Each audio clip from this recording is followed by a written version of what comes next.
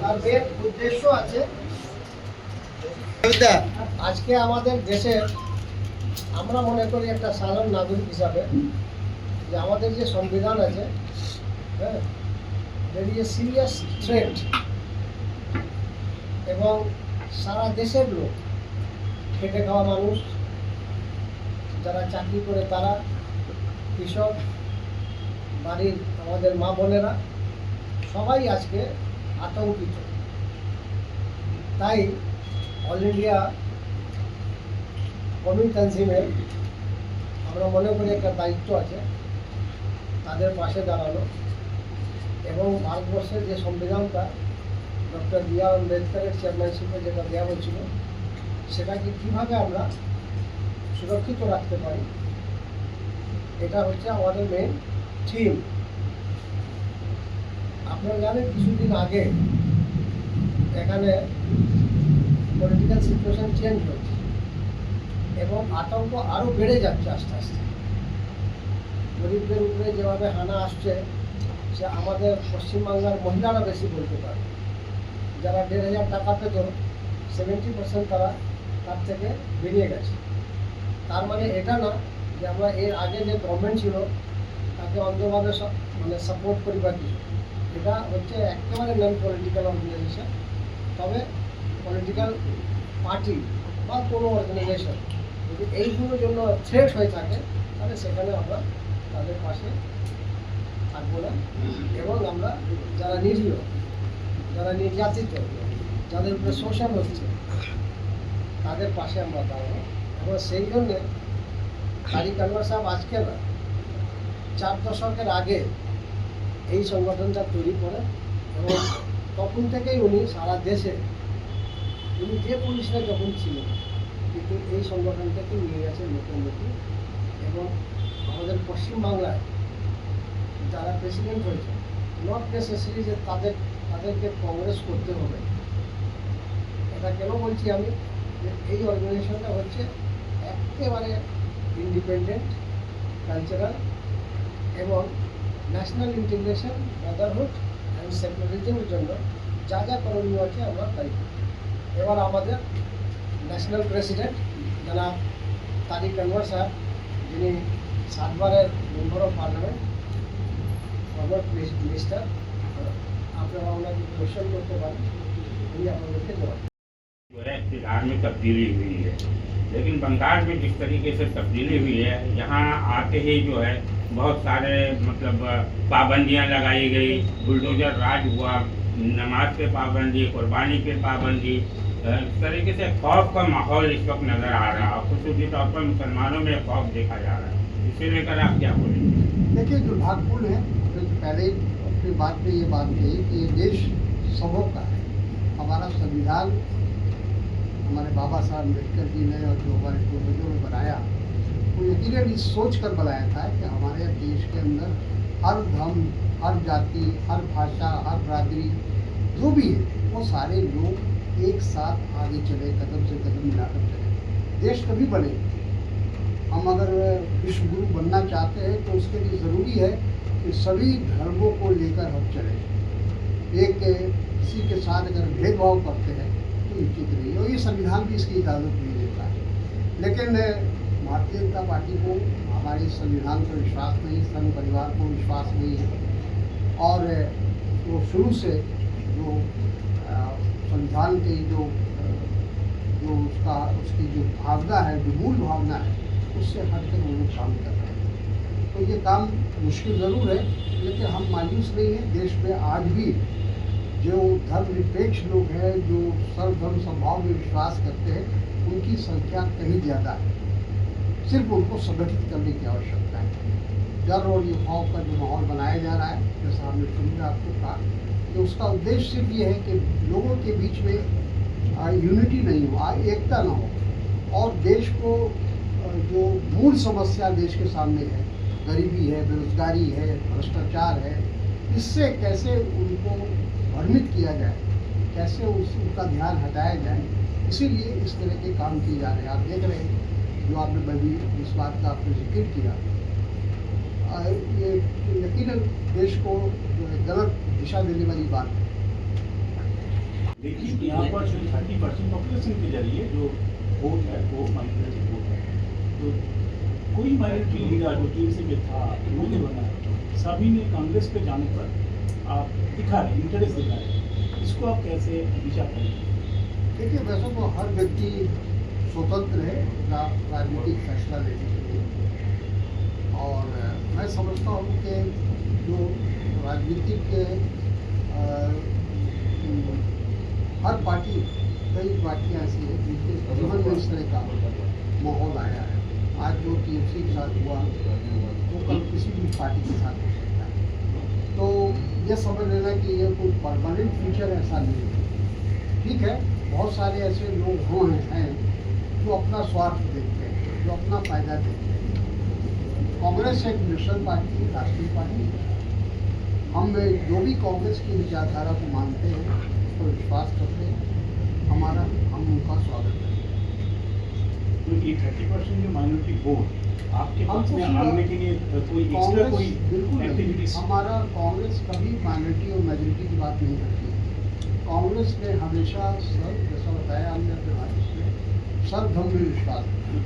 Congress party एक national party है। हमारे नेशनल पार्टी के झंडे के नीचे, कांग्रेस पार्टी के झंडे के नीचे हमने देश को आज़ाद कराया।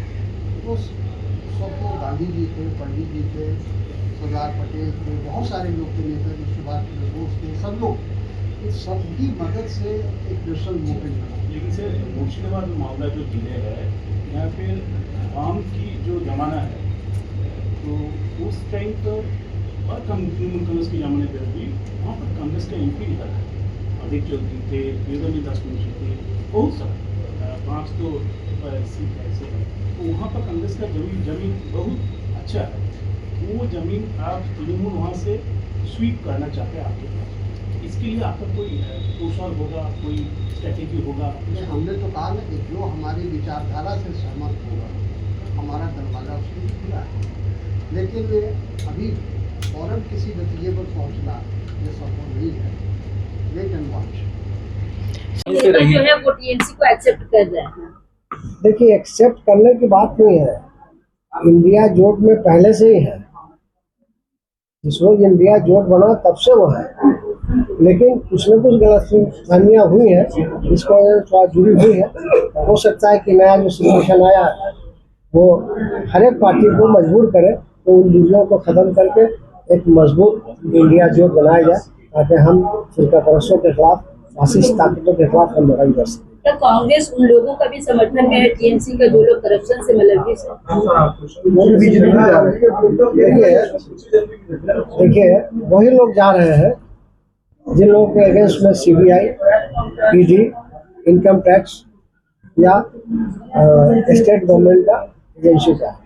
अभी आपने एक छोटा सा सवाल उनसे किया, उनका यह कंसर्न नहीं था जो एक्स काउंसिलर पकड़ा गया, ठीक है, उनके खिलाफ में पहले से और कांग्रेस का ही वहाँ का आदमी लोग FIR किया।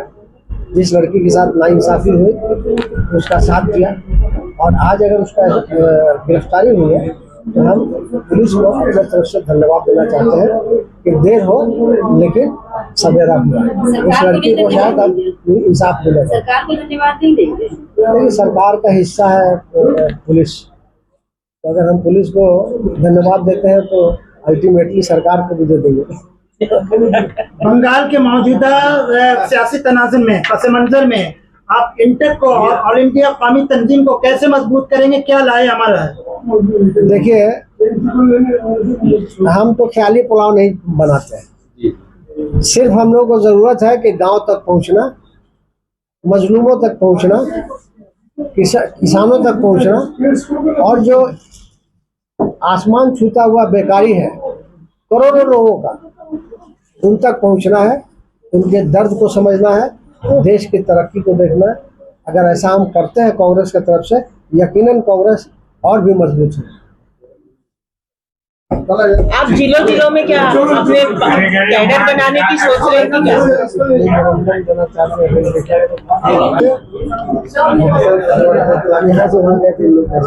जो है वो टीएमसी को एक्सेप्ट कर रहे हैं? देखिए, एक्सेप्ट करने की बात नहीं है, इंडिया जोट में पहले से ही है। जिस रोज इंडिया जोट बना तब से वो है, लेकिन कुछ न कुछ गलतफहमियाँ हुई हैं, इसको थोड़ा जुड़ी हुई है। हो सकता है कि नया जो सिचुएशन आया वो हर एक पार्टी को मजबूर करे तो उन दूरियों को ख़त्म करके एक मजबूत इंडिया जोट बनाया जाए, ताकि हम फिरका परस्तों के खिलाफ, फासिस्ट ताकतों के खिलाफ हम लड़ाई कर सकें। क्या कांग्रेस उन लोगों का भी समर्थन में है टीएमसी का जो लोग करप्शन से मुलविस है? देखिए वही लोग जा रहे हैं जिन लोगों के अगेंस्ट में सीबीआई, ईडी, इनकम टैक्स या स्टेट गवर्नमेंट का एजेंसी का। अभी आपने एक छोटा सा सवाल उनसे किया, उनका ये कंसर्न नहीं था जो एक्स काउंसिलर पकड़ा गया, ठीक है, उनके खिलाफ में पहले से और कांग्रेस का ही वहाँ का आदमी लोग FIR किया। जिस लड़की के साथ नाइंसाफी हुई उसका साथ दिया, और आज अगर उसका गिरफ्तारी हुई है तो हम पुलिस को अपने तरफ से धन्यवाद देना चाहते हैं कि देर हो लेकिन सवेरा हुआ। उस लड़की को शायद अब इंसाफ मिलेगा। सरकार को धन्यवाद नहीं देंगे? नहीं, सरकार का हिस्सा है पुलिस, तो अगर हम पुलिस को धन्यवाद देते हैं तो अल्टीमेटली सरकार को भी दे देंगे। बंगाल के मौजूदा सियासी तनाज़ुम में, पस मंजर में आप इंटेक को और ऑल इंडिया कौमी तंजीम को कैसे मजबूत करेंगे, क्या लाए अमल है? देखिए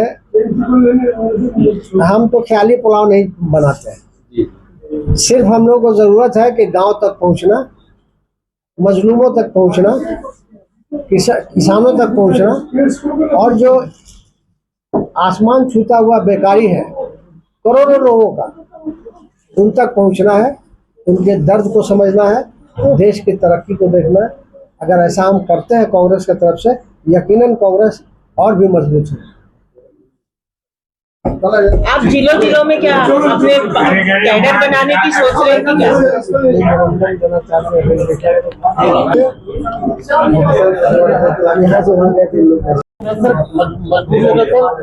वर्कर है सर, हमें हाई कोर्ट बहुत लड़ने के बाद हमें हाई कोर्ट फैसला दिया है कि इनको 20 करोड़ रुपया इनका बकाया दे दिया जाए।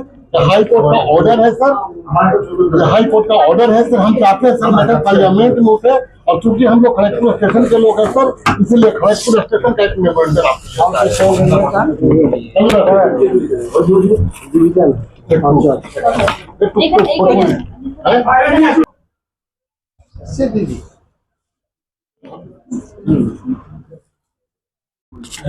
सर, आप भी जो सरकार है, आप अभी है ना 8 जिलों में 8 राज्यों में आपकी अभी भी सरकार है। चार में ही रह गई और कई समर्थक हैं, कई समर्थक, आप 8 बोल सकते हैं। हाँ 8 में है, आप समर्थित हो चाहे वैसे भी हो, 8 राज्यों में भी आपकी सरकार है, जबकि पहले आप पूरे भारतवर्ष में फैले हुए थे। इसका क्या कारण है? कारण हमारा संगठन कमजोर हुआ है पहले से। क्यों? उसका देखिए, देश का माहौल को बिगाड़ने की कोशिश हुई है पिछले 10 साल 15 साल के अंदर। जो हमारे यहाँ एक राष्ट्र कहा जाए आपस में जो भाईचारा था उसको ख़त्म किया गया, कम्युनलिज्म को बढ़ाया गया, सांप्रदायिकता को बढ़ाया गया। आज जो भारतीय जनता पार्टी की सरकार है वो सांप्रदायिकता पर आधारित है, और जाहिर है जब मामला धर्म का आता है तो लोग थोड़ा सेंटिमेंटल हो जाते हैं।